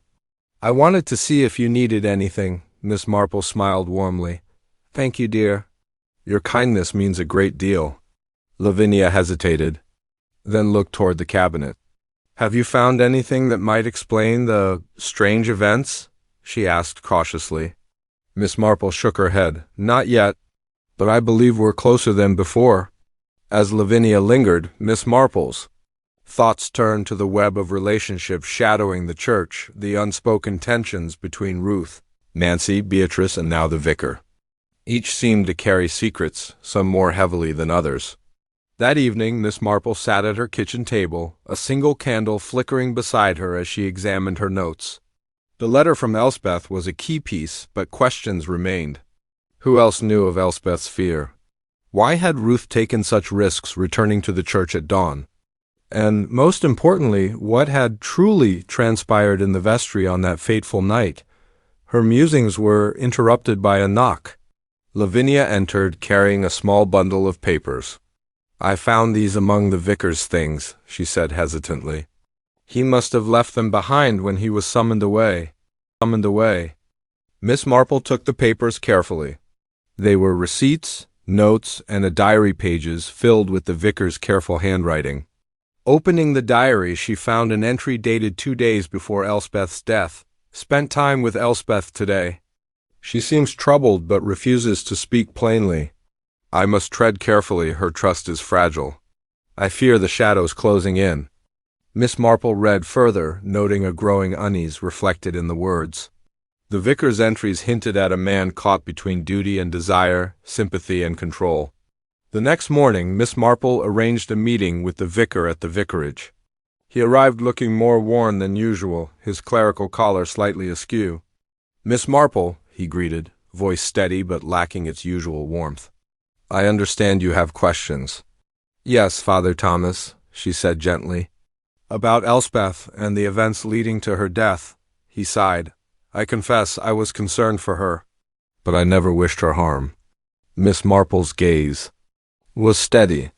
"Your diary suggests you were aware of her distress. Did you do all you could to help?"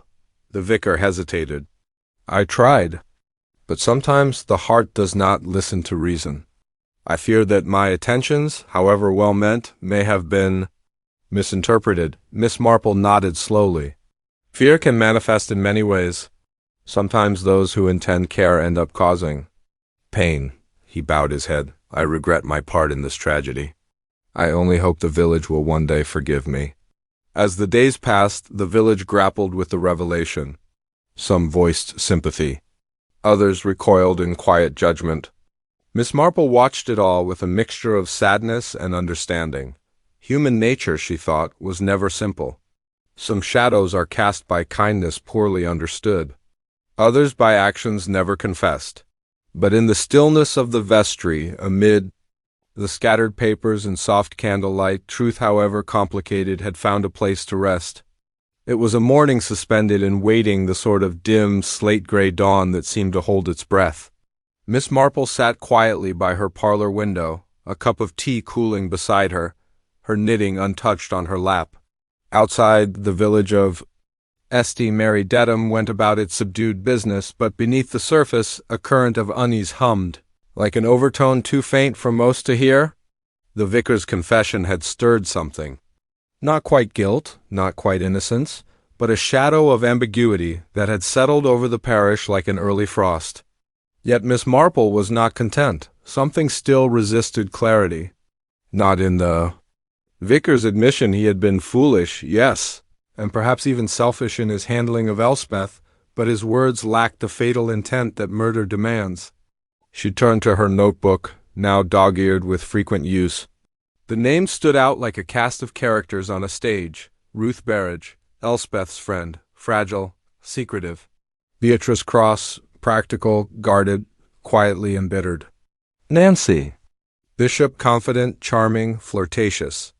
Lavinia Greer, loyal, devout, with a quiet strength. Father Thomas's, torn between pastoral care and personal feeling. Each had their own secrets. But Miss Marple had always believed that motive, not means, was the true key to understanding crime. And one motive lingered, unspoken, something buried, beneath layers of gentility and unspoken history. She found herself thinking again of the pew, the old, unused pew near the back of the church. The one where Ruth had once sat, where Elspeth had been seen late at night, the one no one spoke of. There was something about that pew, and it was time, Miss Marple thought, to visit it again. She arrived at the church just after the noon bell had faded. The door creaked open under her gloved hand, and the familiar scent of wax, old stone, and hymn books rose up to meet her. She paused at the nave, letting her eyes adjust. Then she made her way toward the rear of the church where the neglected pew stood, worn, shadowed, and cloaked in silence. This time she did not sit, she knelt. From this angle she could see the wood beneath the seat had been tampered with. A faint gouge ran along the edge, as if something had been pried open, and closed again. She reached under carefully and pressed. The panel gave. A hidden compartment. Inside, folded neatly in an oilcloth, was a bundle of letters, at least a dozen. Miss Marple's breath caught as she drew them out, her fingers gentle. Each was addressed in the same narrow, looped handwriting. To Ruth, to Nancy, to Beatrice. Some were marked with a single date, others bore only initials. Carefully, Miss Marple selected one marked R.B. and opened it. The contents were not long, but they were precise. I know you took the keys. I understand why. You thought I'd shame us both. But I forgave you. I only wish you'd have trusted me to tell the truth. Another, marked B.C. You asked me not to speak. But silence is a cruel agreement. I am tired of protecting reputations that never protected me. And finally, one with no initials, only a date. The night before Elspeth was found. I know you were there. I saw you leave the vestry when you thought no one would notice. I had already hidden the letters. If I don't survive the night, know that I saw your face. Miss Marple's heart thudded. Not a confession. Not a blackmail letter, a reckoning. One of them had confronted Elspeth, had argued, perhaps, had feared what she might reveal. But the killer had not known she'd written these, until now. That evening, Miss Marple sent out a quiet invitation. No dramatic declarations, just tea at the vicarage. A warm fire, some quiet company. Ruth, Nancy, Beatrice, and Lavinia all accepted. The drawing-room was softly lit, the glow from the hearth casting gentle shadows as Miss Marple poured the tea. Herself, her hands steady and graceful. I thought, she said mildly, that with everything happening it would be good for us to speak. Not about crime, but about memory, and kindness, and perhaps misunderstandings. Ruth glanced. Down at her cup. Nancy crossed her legs, leaning back with an air of practiced ease. Beatrice's jaw tightened ever so slightly. Lavinia folded her hands in her lap and said nothing. Miss Marple sipped her tea. Do you know, she began, when I was a girl, I once watched a woman destroy a friendship with a single letter. She hadn't meant to, of course. She'd only wanted the truth to be known. But truth, when handled without care, is like a match near dry tinder. Silence. Then Miss Marple added, Elspeth wrote many letters before she died. Nancy's eyes lifted. To whom? Beatrice asked. Miss Marple looked at her gently. To you, to Ruth, to several people. She feared being silenced, but she also hoped someone would listen. Ruth stood suddenly. She never said anything to me. Not really, not the truth. She tried, Miss Marple said softly, but you were afraid. Afraid of what knowing would mean. Ruth sat down again. Beatrice exhaled sharply. And what does it matter now? She's gone. Because, Miss Marple said calmly, someone feared those letters would come to light. Someone who had much to lose, Nancy scoffed. Oh. Come now, are you saying she was murdered because of letters? I'm saying, Miss Marple replied, that Elspeth had finally decided to speak. And that cost her dearly. She turned to Beatrice. You once told me Elspeth was a good girl, but foolish. Was she foolish because she trusted the wrong people? Beatrice didn't answer.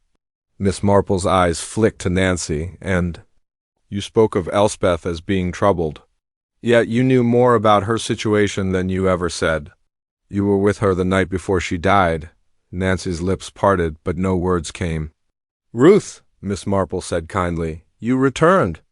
To the church after her death. Why? I had to see if the letters were still there, Ruth whispered. She told me once she hid things in the pew. I didn't want someone to twist her words, Miss Marple nodded. But they had already been read, and one person who feared what was written made sure Elspeth could never speak again. Silence held the room like a held breath. Then very softly Lavinia spoke. "It was you, wasn't it?" Her voice was not directed at Miss Marple, but toward the fireplace. "You were the last one to leave the choir meeting. You lingered behind." Miss Marple's gaze followed hers. Nancy's expression had gone cold. "She was going to tell the bishop," Nancy said, "about Beatrice, about the choir fund and the money. I begged her to wait, but she said she couldn't keep lying." Beatrice stared at her, pale. "You killed her?" she said hoarsely. "No," Nancy snapped. "I pushed her." "That's all. I didn't mean—" She hit her head. "It wasn't murder." The room was still. Miss Marple rose slowly. "Intent is a complex thing," she said, "but the truth? The truth is quite simple. Quite simple." Chapter 8. The pew at midnight. The silence after Nancy's words was unlike any Miss Marple had heard before. Not the polite hush of a village tea or the reverent stillness of Sunday service. It was a silence laced with shock, disbelief, and something more intimate grief, perhaps, not only for the lost girl, but for the innocence that could no longer be reclaimed. Beatrice was the first to move. She stood rigidly as though her spine were made of iron, but her hands trembled against the folds of her skirt. "You pushed her?" she said, her voice brittle. "Why?" Nancy's gaze was unfocused, directed. Not at any of them, but inward. She leaned forward in her chair, elbows on knees, as though the confession had taken something out of her. "She threatened to go to the bishop," she repeated. "She said the funds had gone missing, and she'd traced the discrepancy to your signature, Beatrice. She wasn't even angry. She said she understood how hard things had become for you after your husband died, how the choir fund was so loosely managed it would barely be noticed." Beatrice looked stricken, her mouth opening slightly before shutting again. She didn't deny it. "I begged Elspeth not to say anything," Nancy went on, her voice hoarse. "I told her we could return the money, repair the books, but she was adamant. She said silence was its own kind of sin. I lost my temper," Miss Marple stirred. "And so you followed her to the vestry?" Nancy nodded. "After choir practice. Everyone else had gone?" She was collecting her bag. "I said something cruel. I can't even remember now," and she stepped back. Her foot caught the corner of the altar rug. She fell. It was an accident, but she didn't wake up. Miss Marple's voice remained calm. "Why? Didn't you get help?" Nancy's hands closed into fists. "Because I panicked. And because I knew no one would believe it was just a fall knot when she'd told people she was afraid." "She'd written those letters, hadn't she?" "Yes," Miss Marple replied gently. "But you didn't know about them then, did you?" Nancy shook her head. "I found one, the one addressed to me. It was in her handbag. She'd started writing it, then scratched through it. I destroyed it." "I thought that was the end of it? And the rest of the letters?" Beatrice asked sharply. "She must have hidden them earlier," Miss Marple said, "in the old pew. A place she had once sat in silence, feeling unseen. Perhaps it became her sanctuary." Lavinia, who had said nothing since the revelation, finally spoke. "But how did she end up outside? In the grass?" Nancy rubbed her forehead as though trying to recall. "I dragged her body through the vestry door. It was unlocked. I was, crying. I didn't know what to do. I left her there and ran home. The fire in the hearth popped and settled. The faint crackling of coals was the only sound for a moment." Miss Marple glanced down at the letters on the table between them. Each one had been neatly replaced in its envelope. Carefully, deliberately. She turned toward Ruth, who had sat stiffly throughout, her eyes wet but unreadable. "You saw someone leave the church that night, didn't you?" she asked quietly. Ruth flinched. "Yes," she said, voice low. "But I never knew who. I'd forgotten my scarf and went back. I saw a figure crossing the graveyard. I assumed it was Elspeth, just going for air." Miss Marple nodded. "And it might have been until Nancy came out minutes later. I thought she'd followed Elspeth," Ruth whispered. "But now I see." Nancy closed her eyes. Beatrice exhaled slowly. You were right. I did take the money, just a few withdrawals here and there. I meant to pay it back, truly. I never imagined it would come to this. Miss Marple rose. She looked not angry, not judgmental, profoundly weary. It rarely starts with murder, she said, only with secrets. And once kept, secrets begin to ferment. They distort truth. They corrode the soul. Until a single moment, a step back, a push, a fall changes everything. She walked slowly to the table and placed her hand on the letters. I shall give these to Inspector Gable. He will want to speak with you, Nancy. Nancy nodded. There was no protest, only the numb recognition of someone who had finally stopped running. The following days in St. Mary Dedham passed in a hush. The newspapers picked up the story, choir girl tragedy, accident or manslaughter, but few outside the village could understand the quiet devastation it left behind. Nancy Bishop was taken into custody for questioning. After much deliberation, the coroner ruled Elspeth's death as involuntary manslaughter with negligent concealment. Nancy's cooperation and the absence of premeditation spared her the harshest sentence, but she would not be returning to the vicarage. Beatrice stepped down from her post as choir treasurer, though she continued to bake for the harvest fair as she always had. She never spoke publicly about the missing funds, and the matter was never prosecuted. Ruth returned to London within the week, citing work, though some believe she simply couldn't bear the sight of the churchyard. Lavinia stayed. Her quiet grace and tireless work among the parishioners earned her new respect. She visited Elspeth's grave often, always leaving behind a sprig of rosemary for remembrance. A week after the matter had settled, Inspector Gable dropped by Miss Marple's cottage. He found her in the garden, coaxing a stubborn patch of lavender into obedience. You know, he said, I'm not entirely convinced we'd have ever found those letters without you. Miss Marple smiled faintly. I dare say you would have eventually. Though the poor old pew might have been burned for kindling by then, he chuckled, then turned serious. You saw what no one else did? I listened, Miss Marple corrected gently. And I remembered what? That even the quietest girls carry storms inside them, and that no secret stays buried forever, not even under stone or silence. He watched her for a moment. You've never been a police officer, Miss Marple, but you have a better arrest record than most of my squad. She laughed softly. I've simply lived long enough to see how people behave, and how, under pressure, they behave even more like themselves. Gable tipped his cap. Thank you. And then he left her, kneeling in her garden, gently, parting soil and secrets alike. That Sunday, the village gathered for service. The choir was smaller, their voices less bold, but there was a quiet unity to the hymns. The air inside St. Luke's had changed, no longer weighed with secrets, but reverent with truth, however painful. Miss Marple sat, as she often did, near the center. But before the service began, she rose and walked to the back, to the old pew. She sat there for a long moment. It was just wood, after all, cracked and softened by years, a place like any other.